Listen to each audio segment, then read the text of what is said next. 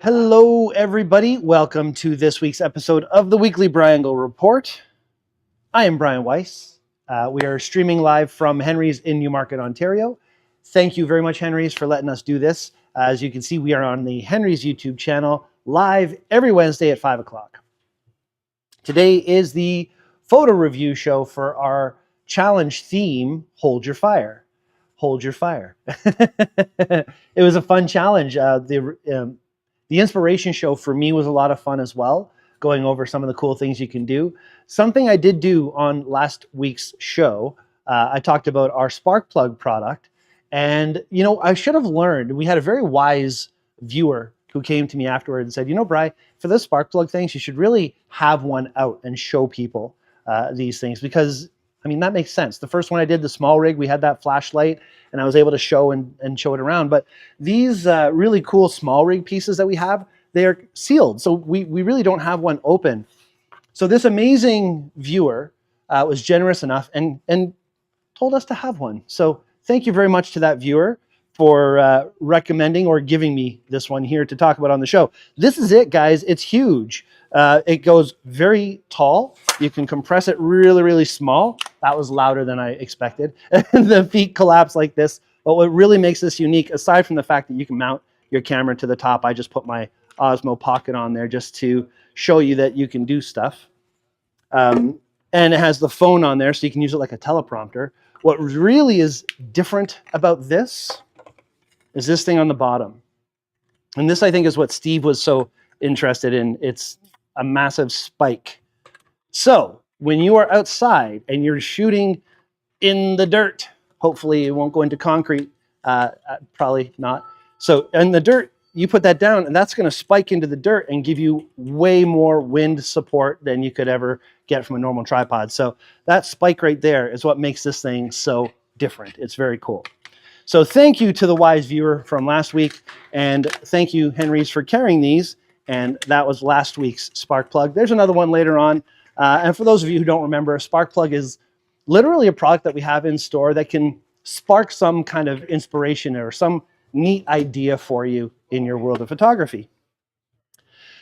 All right, it is December, ladies and gentlemen, and we all know what December means. It means new calendar month.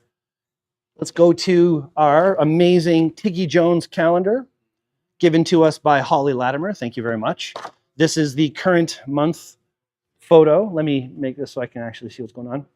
There's the current month photo. I love that. So every month, I'm going to just flip a calendar. Hopefully, Holly sees the show and will bring me a new calendar for next year. That'll be great. But here, oh, this is so cute. I don't look at them until, obviously, the right time. So now is the time. This is the Tiggy Jones photo for December. Awesome, fun stuff. Holly, you are incredible, amazing photographer, and that's going to be up here for the month, and hopefully we'll have a new one in the new year. Wink, wink, nudge, nudge. All right. Okay, before I go any farther, let's see who's watching. Ann Ashby's watching. Michael Drukarsh, hello to you. Doug Boyce, hello to you. For all of you who watched this like during live, thank you so much. This is a live show. Comment. Let me know what you're thinking. If you're watching this after the fact, leave a comment on the video afterward. It'd be great to hear what people have to say about the show. I see that there are views coming through. I just don't know what y'all think about the show. So please let me know, let Henry's know, and then that would be great to know. All right, moving along to this week's DigiKnow. And a DigiKnow is a quick tip. Hey, did you know? Or like a something that you probably should know. Maybe you do know, but it needs to be said anyway. This is the one for this week. And coming up to, oh, Brian made Brian pop on that one. I don't even want to know. I don't even want to know. All right. The Did You Know this week, obviously this is December, and there's going to be a lot of Christmas get-togethers or holiday get-togethers with family. Everybody loves taking photos of family members, and you always get up there and you say, cheese, and everybody stops what they're doing and says cheese. Wait. Pause. There's something really important about the power of the pause. If you wait a couple seconds, or even 10 seconds after everybody thinks that you're already done, and then you take the photo, you're going to get a whole lot better photo. You're going to have real smiles. You're going to have the shoulders down, a little bit more relaxed. You're going to have people in the moment rather than saying, cheese, and waiting for you to take their picture. So pause a little bit, take a good 10 seconds. Everybody will think you're already done, or even take a picture and then take another one. Get them when they're all kind of relaxed and having a good time as well. People are usually more themselves at that point. All right, big news on the what's new front. Very big news from Sony. In fact, our Sony rep even came by today to tell us more about this big news, which is really cool of him. A7 IV was announced, the new Sony A7 IV. Now, for those of you who don't know, Sony has broken up their camera lines into very specific SKUs. So for example, they have the A7S series, which is their low pixel, low light beast of a camera. Steve right here has the A7S III. Awesome camera for video. Very low light, again, kind of something I prefer usually because low light generally means better high ISO. Or sorry, low pixels, I should say, means better high ISO. So that's why we go for these low pixel cameras. I went for a 24 megapixel, not a 47, for my wrestling photography for that reason as well. However, the A7 regular series is their jack of all trades. A7R is their high pixel version. So you have the A7S, the A7, and the A7R. And then Cinema compact line, and there's some other models as well, the A1 and the A9 III. Don't really follow that whole suit, but those three cameras are their main lines, the S, the regular, and the R. This is the newest, latest, greatest, most bestestest A7 series. I'm a gooder speaker. So this camera here is a big departure from Sony. They've actually added a stacked sensor. This is something that, or I should say a partially stacked sensor, something that my Nikon Z6 III has as well. But my Nikon's 24 megapixels, the new Sony is 33. Extra pixel density means potentially a little bit better for portraiture, or for landscape, or for real fine art detail where you want to magnify in a little bit more and see that detail. What's really different though, and this is what our rep was really stressing, the uniqueness of the new camera, is it actually combined two of their processors, called the BrYangle XZ processors, combined two of them onto one CPU unit, and then they kind of married the AI chip onto that. So the way that this is designed is much more efficient. He told me that it's twice as efficient, but you get 33% more battery life. That math doesn't work. So I'm just going to say it's much more efficient, and you get 33% more battery life. Either way, that's awesome. So having a more efficient system means that your battery's going to last longer, more photos per charge, and that's a big complaint many of us have on mirrorless cameras, is how quickly the batteries die. So excellent bonus. Plus Steve, if that is your name, is it's 30 frames per second with no blackout while shooting at 14-bit RAW. So that's nuts. That's really fast. Like that's nuts. So if anybody needs to shoot 30 frames per second in full RAW at 33 megapixels, well, I've got another conversation to have with you in just a few minutes about storage, and that's going to be our conversation for later. Okay. Doug was asking what a stack sensor means. Oh, I love Doug. Okay, so a sensor is basically just you have a chip, right? You have your chip on it. And most older sensors, you see those little bus bars on the sides. Those are usually there for, conducting energy and so on and so forth. A BSI sensor, I'm going to skip the stack for a second. The BSI stands for backside illuminated. Those little bus bars are now flipped to the underside of the sensor, making more surface area for your pixels on your sensor. Bigger pixels, again, means better low light. So a BSI sensor, now this is what the Canon R6 III is using, is good for low light. A stacked sensor is literally two sensors.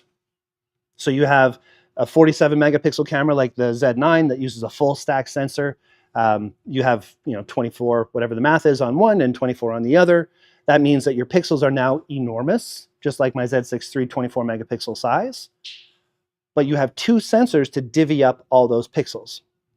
A partially stacked sensor, which is what we're talking about on the A7 IV and on my Z6 III, means that it's not a full stack, it's only partially stacked. So it's gaining a little bit of surface area, very close to what the backside illuminated is doing, which is why that Canon R6 III and the Z6 IIIs are probably so comparable. I still have to do a comparison to know for sure. But this new partially stacked 33 megapixel sensor that Sony's using is something that I definitely want to try, because that'll help me with my portrait work as well as my low light work, and got to check it out. We're going to do a test as soon as we get the 3 cameras side by side, and we'll let you know. Hope that answers the question, Doug. Thank you very much. Okay, and one last thing about what's new, and this is a little different than an A7 Sony full frame camera. Go from a really new full frame camera to a really new Polaroid camera, which is out the smallest Polaroid actually made, which I like. First of all, these are the films. That's the actual size of the films right there. It's called the colored Go film. Tiny little films, but because the camera is so much smaller, it's using 33% less plastics, less waste. My biggest problem with instant film and film in general these days is the waste because of it. So if you're going to do it, consider something that's wasting a little bit less.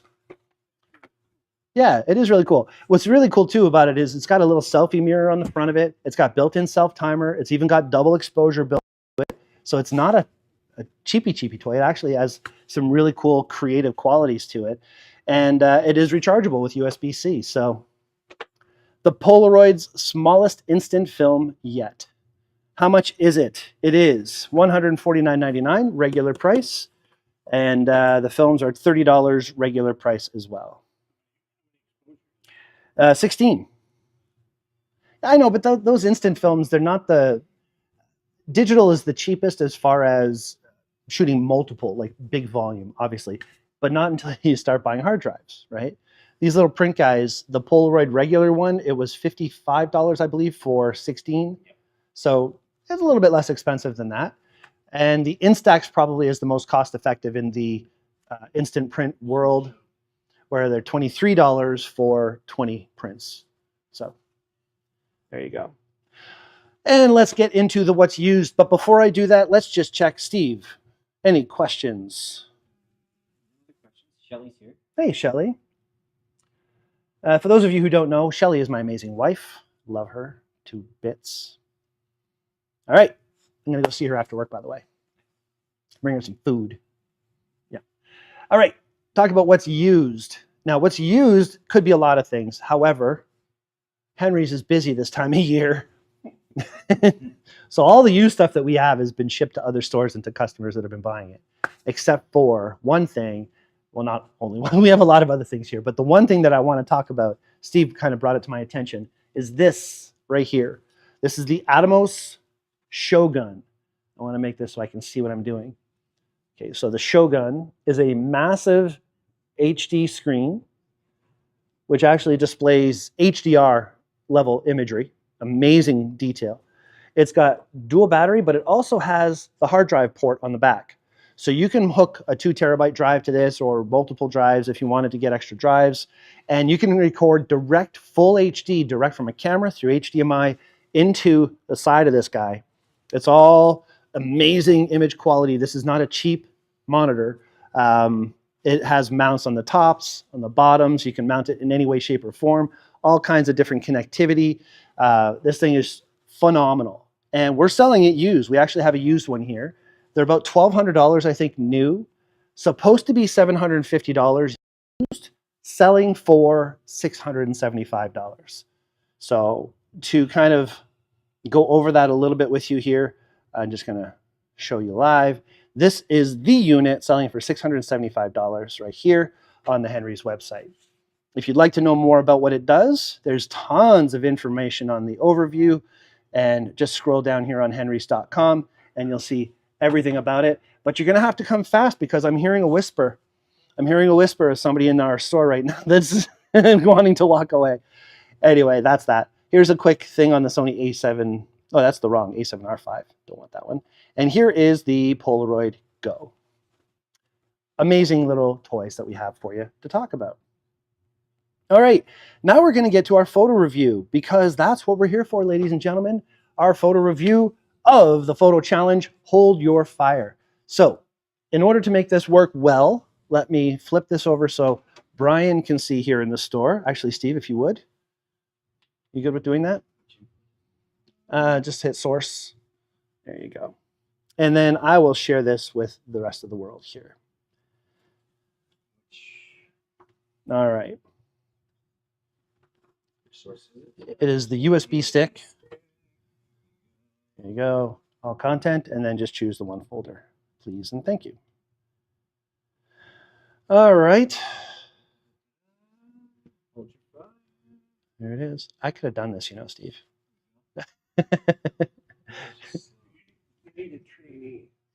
Yeah, I got to show him how to do it. Okay. This is a photo submitted by our friend, Mr. Michael Drukarsh. Cool. Thanks. That's awesome. It is an instant reaction from this photo from the crowd here. All right. So Mike says, as a photographer, I prefer to stay behind the lens, but my camera club had a different idea. So before we go any farther with the conversation on the photo, I really want to give Mike some love, because this is a teacher in our school system here, ladies and gentlemen, who has been teaching to the point where he's ready to retire in a few years.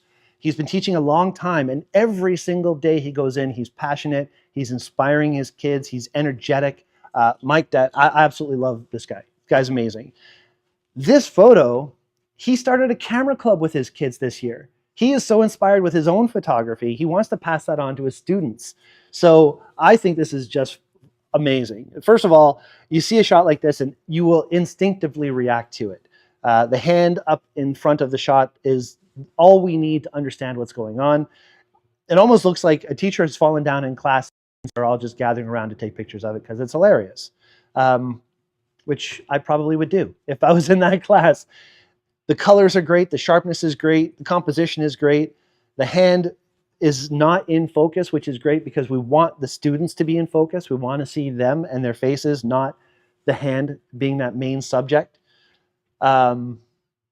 Steve, anything to add on this? Love it. So much fun. Here. You're good? All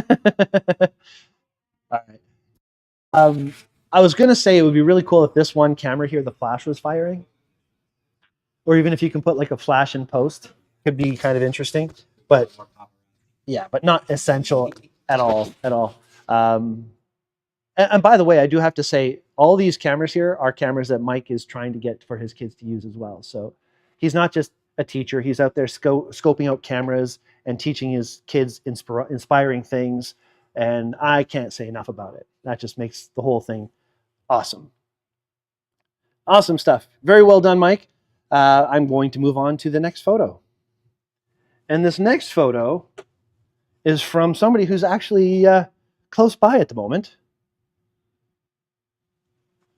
Mr. Brian Steves, right here in studio with me right now. All right. I love intentional camera movement photography, ICM photography. Intentional camera movement is when you start with a slow shutter speed and you do small movements to create blur and motion, telling stories that a single solid, sharp frame can't. I'm going to read Brian's comment. Desire like fire can, if controlled, be creative. Desire to experiment with what is in light is my fire. And I know that about Brian. It's all about light. We've talked about this so many times. When you are thinking about the light and what is in the light, what is being lit, and the textures and the tones that you're able to capture, it's not just a matter of creating a single sharp image anymore. You're telling the story of movement and motion and time through a photo like what we see here. Composition, obviously I'm going to go for focus, exposure, composition, and story. Those are the things that I generally look at a photo. Focus is perfect. And this is something that some people might not say or think of, but to me, the focus isn't, is it sharp or isn't it sharp? The focus is, are we looking at what we are intended to look at? Plus, the fact that this is intentional camera movement, it's not going to be sharp. Although, if you actually do pay attention, you could tell that the settings were set and the motion was right for sharpness where it needed to be. The ghosting and the blur that you have in the shot, the textures, and I just think it's really intriguing. I'm just capturing it on the bigger screen here instead of the smaller one. This monitor is horrible. Yeah, Brian, would you like to add anything to No. fourth or fifth attempt? Is that how you do it? You just kind of just a slight quarter-second movement. Okay, yeah, that's great. I encourage people to push what they're normally going to do. If you're thinking about making a sharp image, ask yourself, will motion in the shot tell a better story? Can I tell a unique perspective by giving it a bit of motion to the shot? It's not something a lot of people think about. You're kind of nodding over there, Juan. Do you have something you'd like? No, I think it's a good shot. I've seen this quite a bit. I've seen this being done. I mean, this is really good. This is really cool. Yeah, But I've seen it being done where you can also bring the camera down just a instead slight. of side to side down. And I've seen it with like woodland shots Yes. where the trees look like they're extended. Mm-hmm. But also zooming in and out could be interesting too. Yep. In the outdoors. And I like the way Brian did this here. It's not just a straight up and down. We see that, and it's not the zooming either. It's just a slight jar, right? So when you said kind of give it a little tap, that made sense to me because it kind of just kind of scoops down a little bit. Was it But- just like you said, side to side? Just a little handheld. Quarter of a second. Yeah. I did it for what? Just hit the exposure, correct? Yeah, And then just hit the shutter. As soon as you hit the shutter, I moved. slow movement. I love it. You know, I really I didn't do this. I just a slight.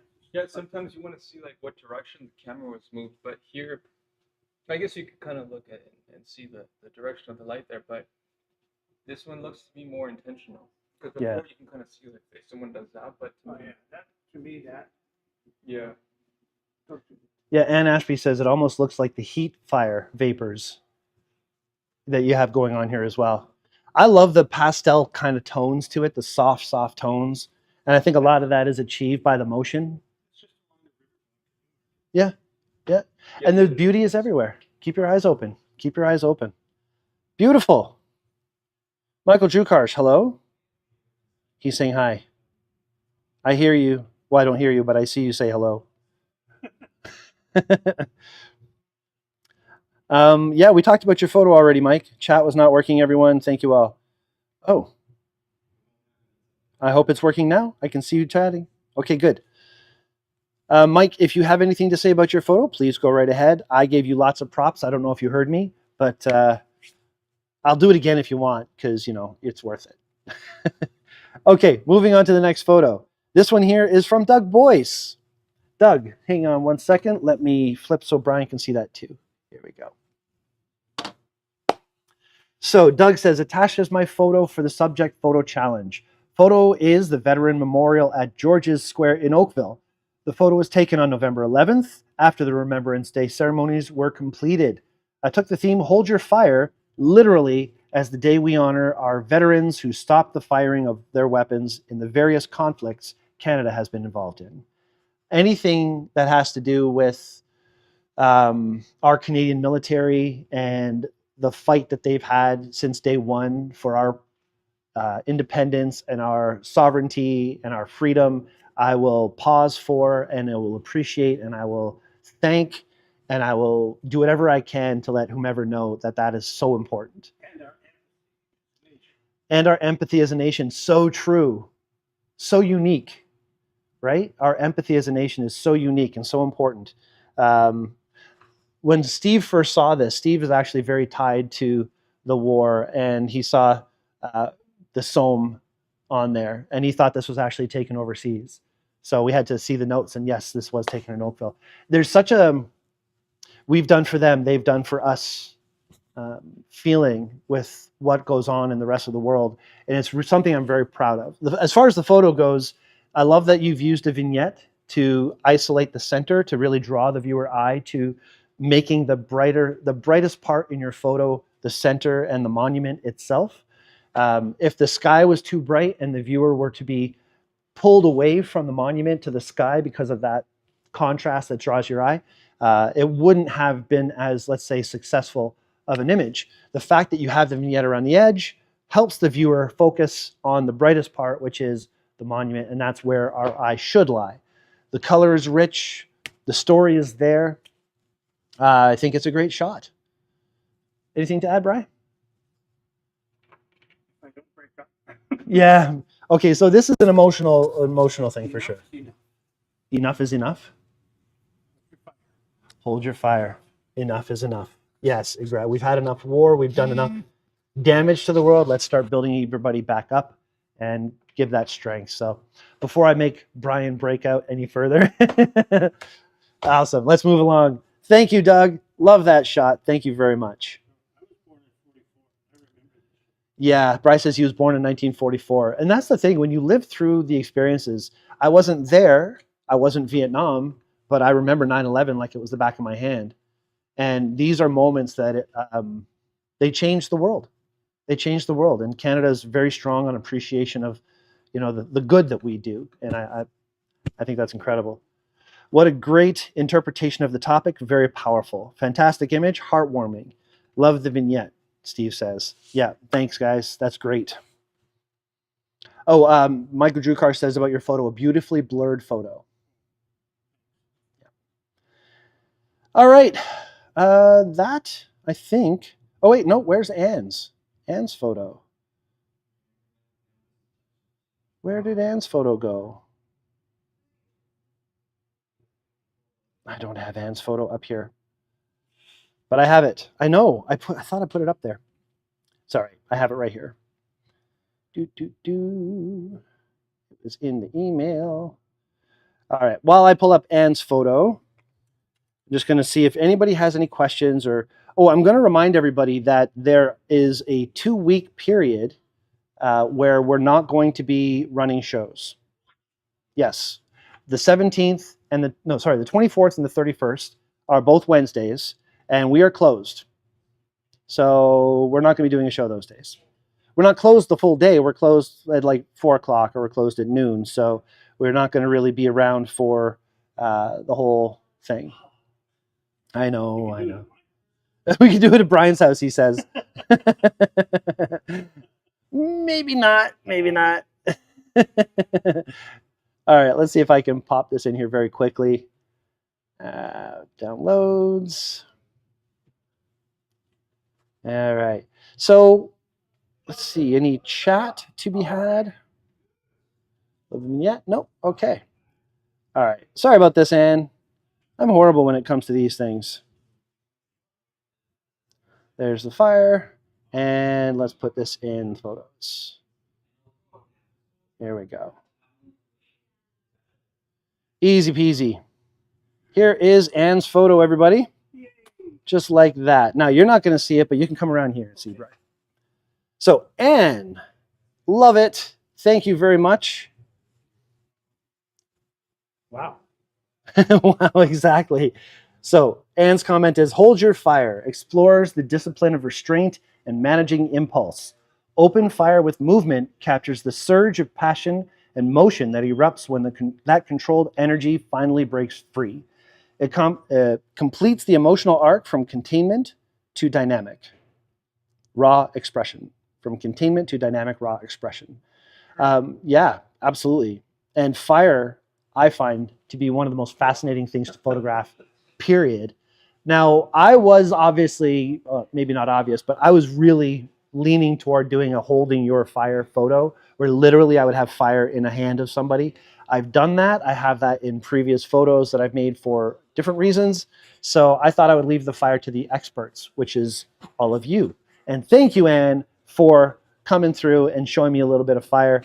When you see something like this, depending on each frame you shoot, you're going to get a different story from that.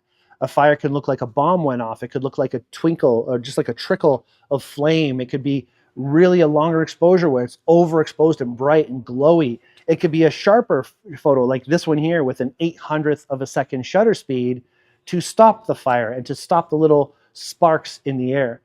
The red glow of the fire, the second plateau of the fire above the main heat, and the embers falling off, it just really shows the energy and the dynamic power, as you're saying, that you get from fire breaking free. So hold your fire. This is released fire, and I think it's a great shot. She used her Z8 with a 50 millimeter lens. 3200 ISO at f3.5. Very cool stuff. All right, let's see here. Love the flying ash and the separation. Yeah, I agree with that 100%. Great shot. And Doug says, thank you. It's so amazing with fire. I know it's so amazing with fire. Sometimes it looks like images and separation and sparks. Thank you, everyone. It was fun. Thank you, Anne. Appreciate you. Okay. Well, that is what we've got so far. But I had to submit a photo. And I had already shown everybody the photo now like 3 times. But let me back up here and go to, oh, there it is right there. Perfect.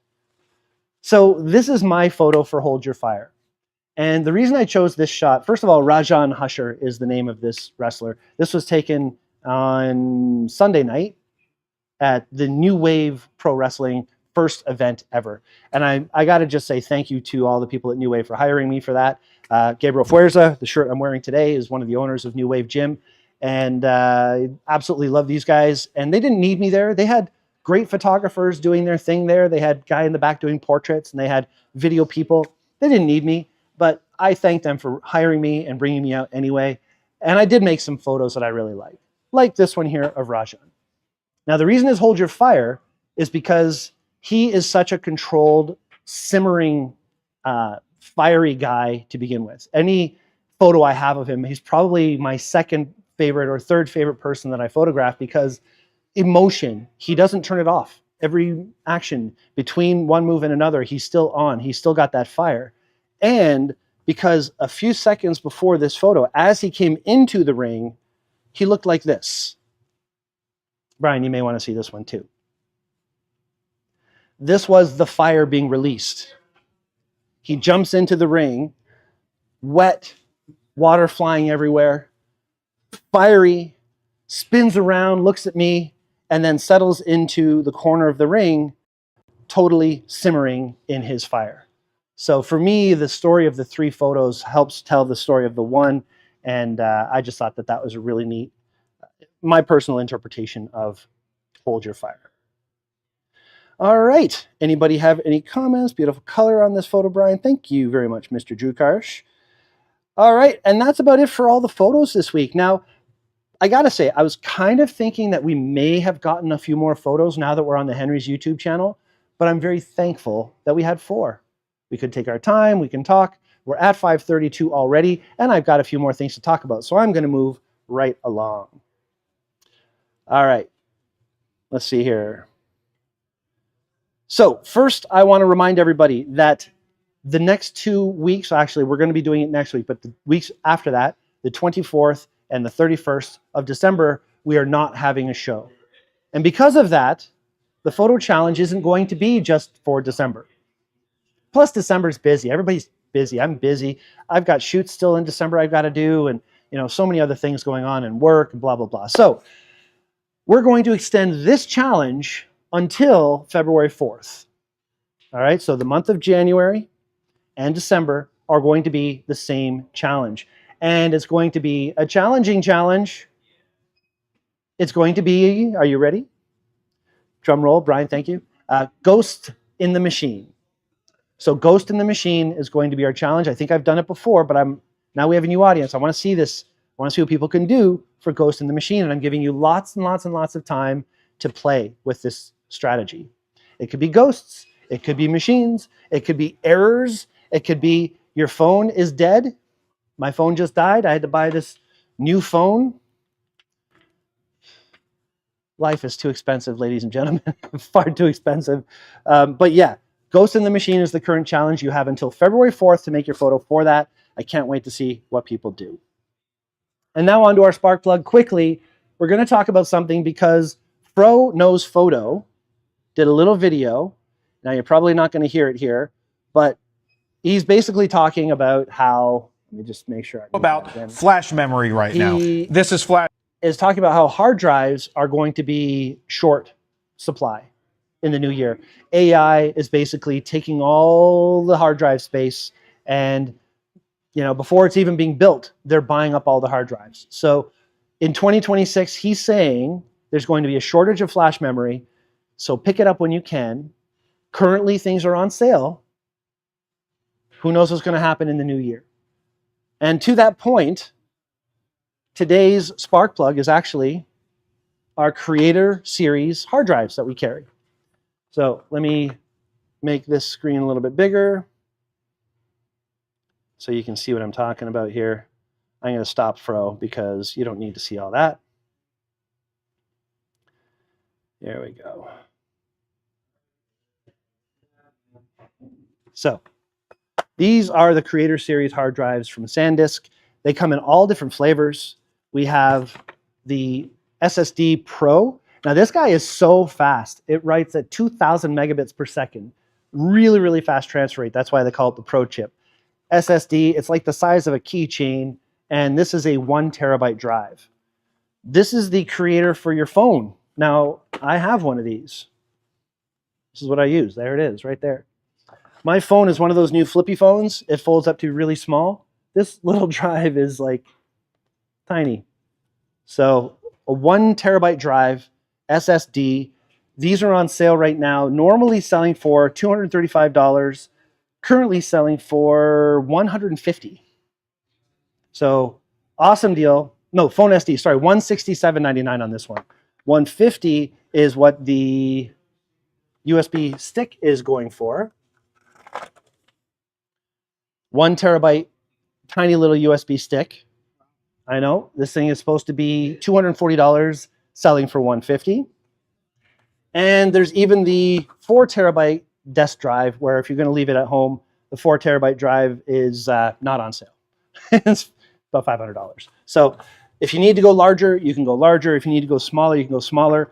This little guy here is what I'm using now when I want to record to my phone. Anything from my Pocket 3, instead of it going and saving on my phone itself, I can save it to this little guy and plug it in with USB. These are great, awesome little devices. And they are on sale currently. So if you need a hard drive, we got them. Come on in, check these things out. And again, the Sparkplug product is something that we have in stock that could really help your day-to-day, inspiring you, giving you tools to use. And I really think that these are part of that. So check that out. All right, that's about it. Before I say goodbye, I just want to remind everybody about the no shows for December 24th and 31st. Our photo review is February 4th.